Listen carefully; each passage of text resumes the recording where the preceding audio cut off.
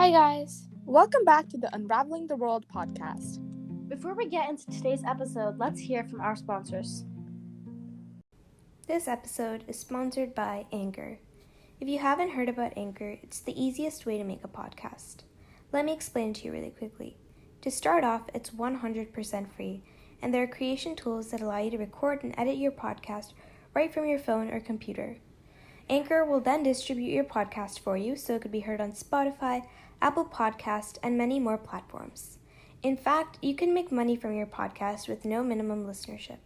It's everything you need to make a podcast in one place. If you're interested, download the free Anchor app or go to anchor.fm to get started.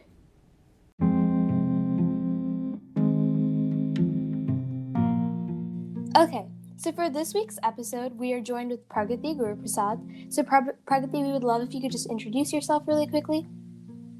Absolutely. Hi, everyone. My name is Pragathi Guruprasad.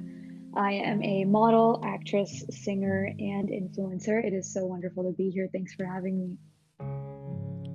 Of course, it's such a pleasure to have you on our podcast, especially because we've scrolled through your Instagram and we've seen all the wonderful things that you've done, and it's such a pleasure having you on our podcast today.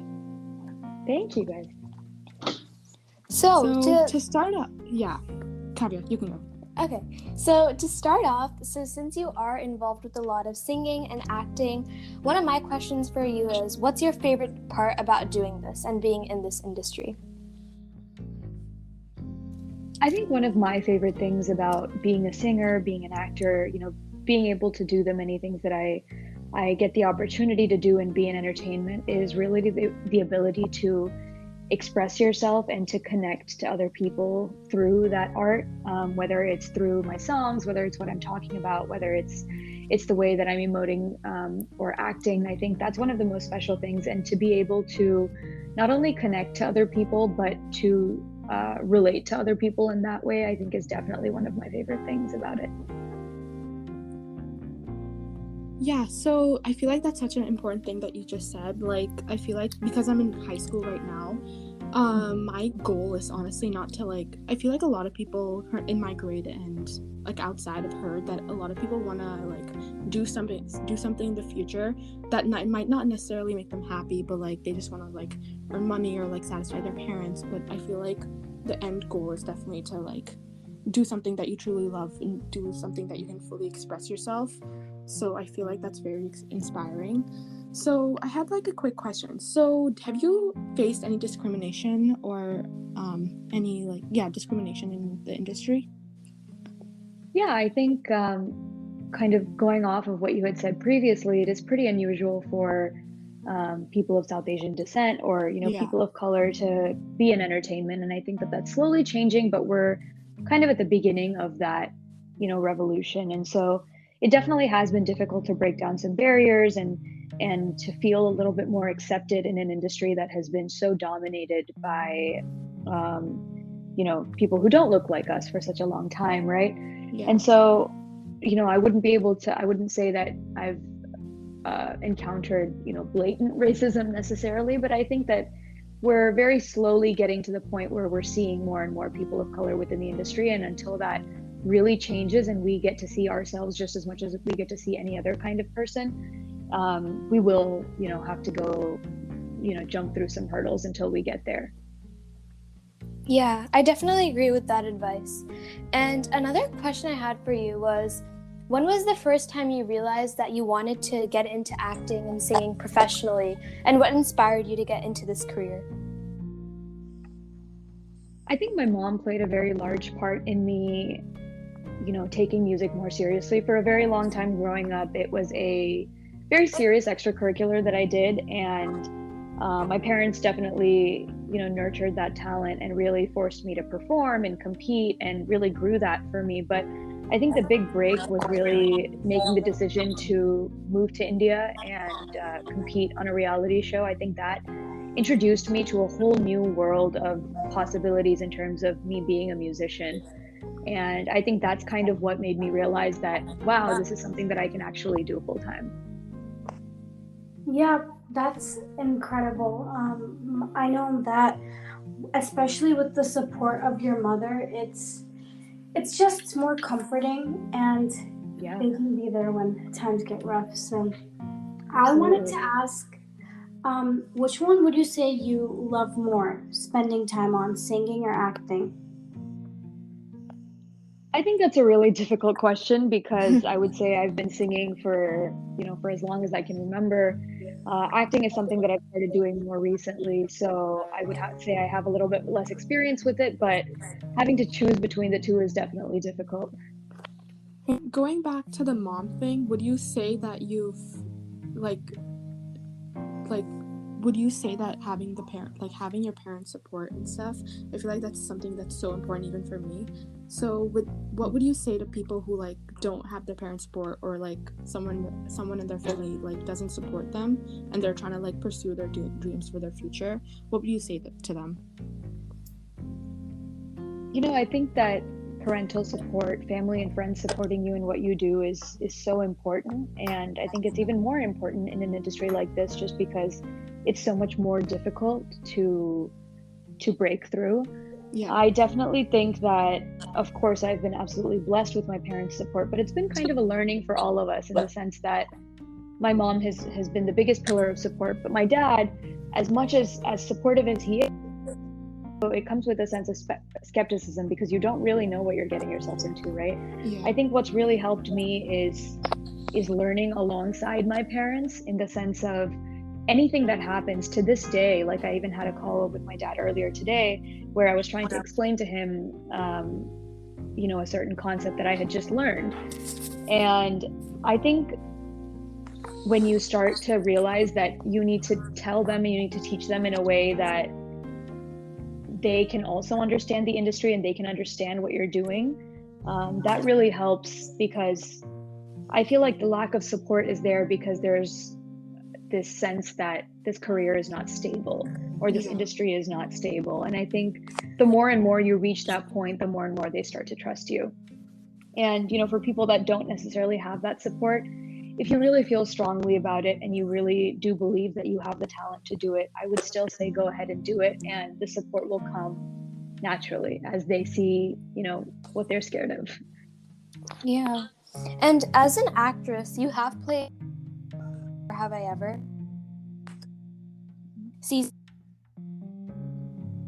What was your about being a part of the casting crew of the show?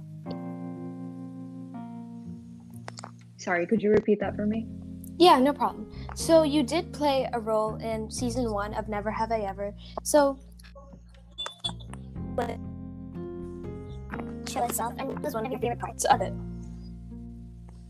Yeah, I think that was such a great show for me to debut in, and a show that I have wanted to see my entire life, like to see a full South Asian family on TV, with people that look like I do, speaking languages that I do. I think that's something that I would have loved to see growing up, and would have given a child like me a lot of confidence that, TV and film and entertainment is a place that I can be. And I think to be a part of that show in such a small way was extremely special for me.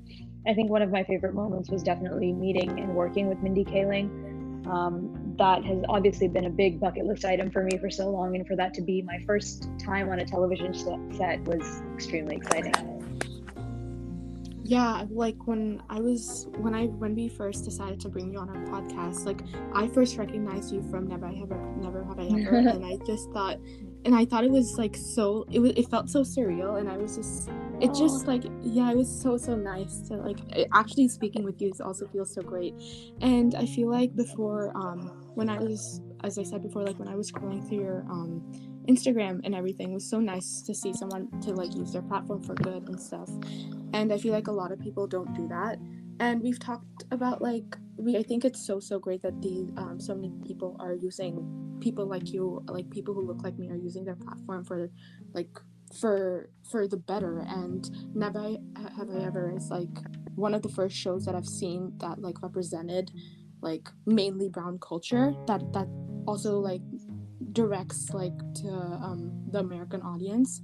So I thought it was like I love that show, honestly. So yeah. Awesome. Like, that makes me really happy. Yeah.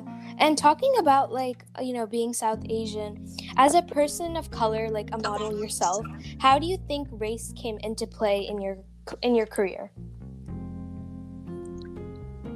I think I've been really lucky in that my career as a model, as an actress, especially in the US, has grown at a time when people of color and diversity and everything is really being valued and really being pushed to the forefront of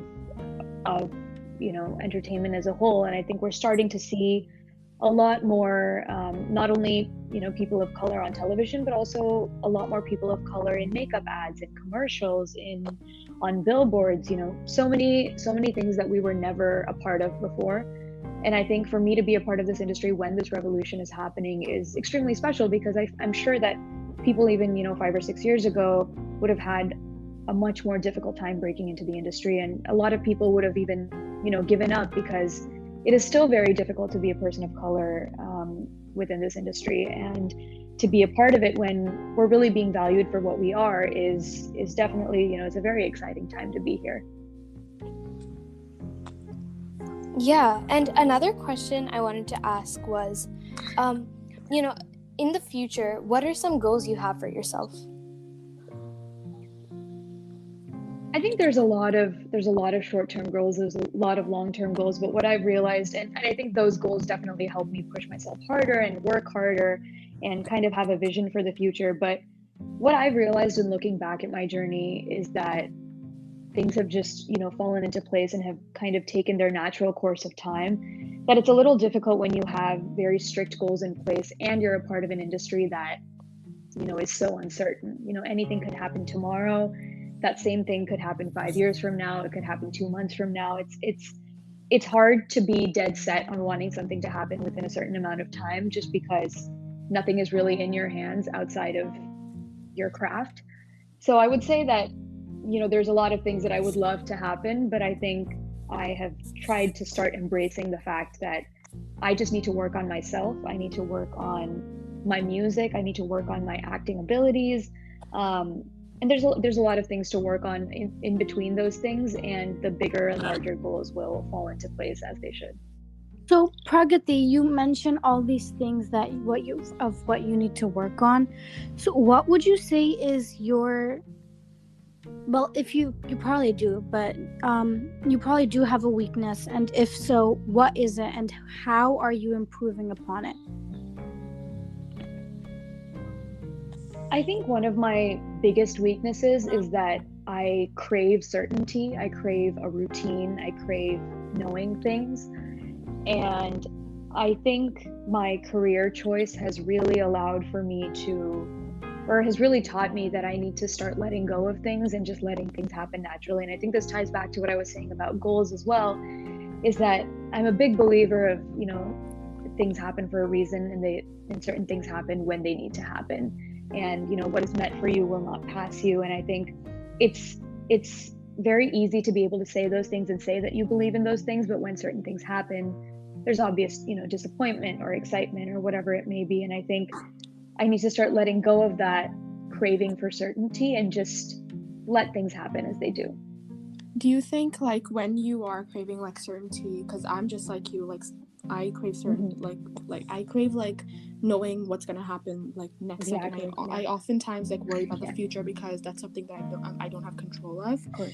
So do you think there's someone who you always go back to, or someone who motivates you through your hard time, or when you're craving this, when you have this craving or of certainty? Absolutely. I think that would definitely be my mom. Yeah. She's kind of been there for me from the start of this journey, and we've kind of learned and gone through this journey, a lot of it together. Now that, for the last few years that I've kind of been on my own, she, is not as actively a part of it, but still somebody that I go to for advice. And I think she kind of reaffirms my belief that, hey, this happened, you're capable of doing these things. So just knowing whether this is going to happen or not is not going to change the outcome. If it's going to come to you, you're going to be great at it. If it doesn't come to you, it wasn't meant to be for you. And I think she continuously says these things to me, and talking to her in more detail always is something that always grounds me and helps me a lot. Yeah, I definitely think that that's a really important part. And it's so great that your mom has played such a big role, because I can even speak from experience that your parents are always there for you, under such important factors. Absolutely. So another question I had was, throughout your entire journey, what's like one of the main things you're proud of? I think there's been a lot of really pivotal moments. It's very easy to say that this event or this specific thing is something that made me very proud, but I think overall, I'm very proud of the fact that I've been able to juggle this dual identity of being just as Indian as I am American. That's something that I've struggled with, but when I look back at it, I think it's something that I'm extremely proud of, where I've gotten, I was on a reality show in India, and I was able to connect to, the Indian audiences that were watching me.